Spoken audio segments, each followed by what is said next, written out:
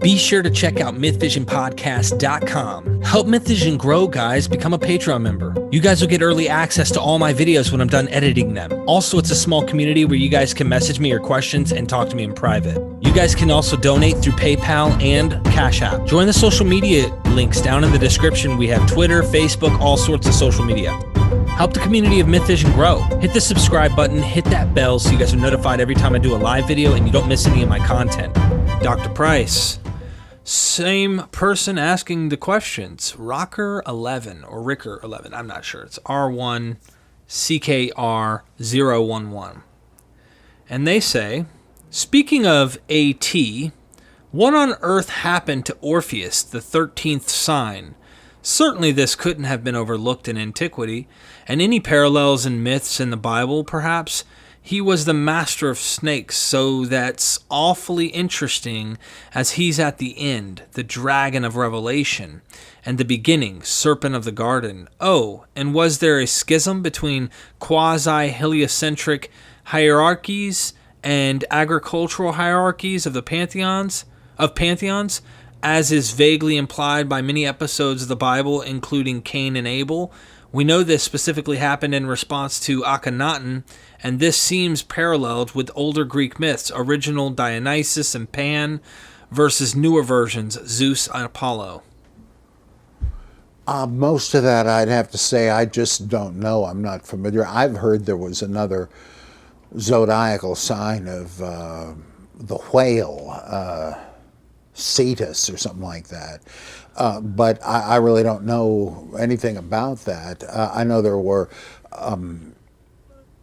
tensions between agriculturalists and merchants and such, city dwellers, and the Cain and Abel thing on one level is certainly about that. Doesn't say why Yahweh turned up his nose at Cain's offering of a salad, but liked the lamb chops that Abel gave him. Why doesn't it? Well, apparently it was just obvious to the ancient readers that God holds no truck with the Canaanite farmers, but he does with the Israelite shepherds. And that kind of fits in with the Rechabite ideology, because they believe, as in Jeremiah, the desert nomad period was the honeymoon between God and Israel. They weren't marching around because they forgot their compass. They didn't have a map.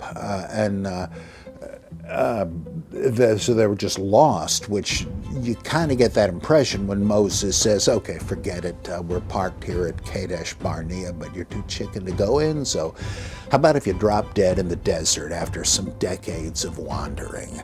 And if you look at the stories, that's not really the point. They're depicted as nomads who want to live there, who herded their flocks and all that stuff. They worshiped the moon because it was there in the cool of the night but hated the sun, and so those myths fall under that too. But then again, that's complicated a bit by the fact that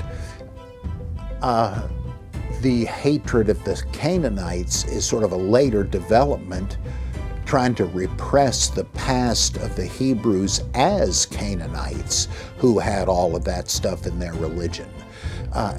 So I'm not quite sure how that all falls out, and the astronomy part of it, I've read about who the biblical characters descend from, what phenomena they were personified from, but the rest of that I just don't know. Interesting. Thank you, Dr. Bell.